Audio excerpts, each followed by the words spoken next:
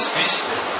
I'm so tense here. I don't know what I'm going to say in front of so many people that will be judging me. I really feel that it is the day for me. Just relax, man. It's not a big deal.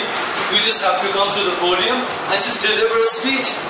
Don't think about the consequences or what the evaluator is going to say.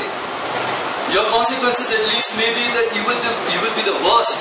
But still, just relax. That's how my vision, my voices within talk to me. And that's the same thing that happened when I was sitting there. The voices keep on speaking. Now and then. I hope all go through the same procedure or the process. Do your voices also say some things to you all? Well, good evening fellow Toastmasters and my esteemed guests. Today I'm going to talk about conscience and how it impacts our everyday thought process and our decision making process. And again I'm going to say about how we can condition our conscience so that we can for our betterment. Conscience, according to moral philosophers, is the judgment or intuition of what is wrong and what is right. It's the intellectual part of our mind, which is the prefrontal cortex, which gives the reasoning to our mind and which gives a rationale to whatever thought process we have. Well, through ages, moral philosophers have said that there is two explanations to our conscience. First, the rationale and the reasons which we formulate to come to a particular conclusion. For example, two straight lines can't enclose a space, or the reasons behind why we shouldn't start drinking or smoking for that matter. But there's another school of thought who thinks that their conscience is just a feeling. It's a mix of emotion. It's a complexity of thoughts. Like a feeling of pettiness when we see a person being tortured or a person being violently hit, or a feeling of a very good taste when we are having a very deeply and delicious food. Well, I must be thinking, how significant can conscience be? Well, Darwin in his book Descent of Man in 1871, he said that conscience is part of our natural selection and it's part and parcel of a human being. His research was through all human breed, all human groups and civilization, where he said that our mind has a certain sense of honor and a certain sense of shame. That's why all through civilization and all through human groups, there has been a sense of suppressing a particular act, social act like incest or theft, perjury, and giving preference to a particular social conduct like cooperation, love, compassion.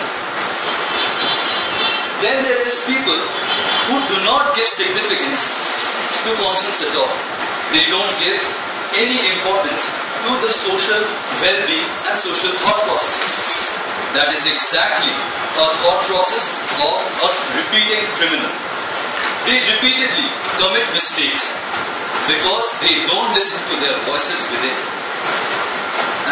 And then there are people who don't listen to their conscience within, and they have a particular sort of thought when they actually go and commit a mistake when they have not heard their voices within.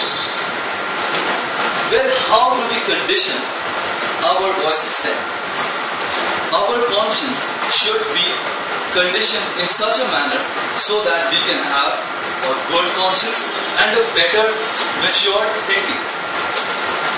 Well, first and foremost, one should consider. Even while stepping out of the house, one should consider of doing that particular act, and also thinking that why parents say to do a particular thing and to avoid doing some others. Then comes the thought that one should haste into decisions.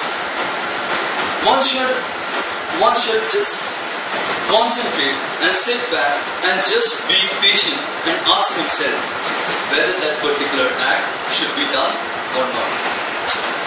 The answers will be like they're just there within.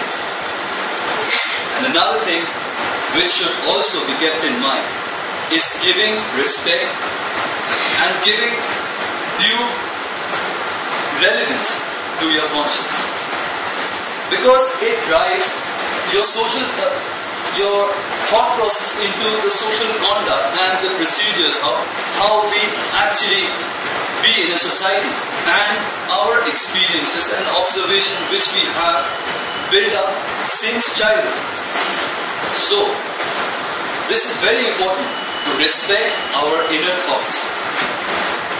But most importantly, which one should keep in mind, is to have proper education and knowledge regarding all the experiences which are with endeavors or ventures we are going into.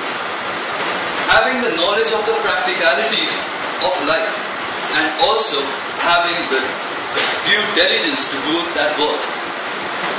So friends, from now on, whenever you go or take some decision or at a pivotal stage where you should be at a decisive point where you have to give your point of view, just set it back, just hold on, think about it, and ask your conscience whether you're doing the right thing or the wrong.